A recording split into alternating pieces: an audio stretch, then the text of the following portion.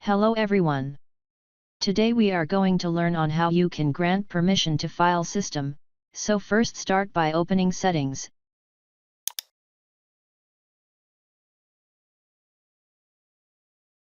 Then go on privacy.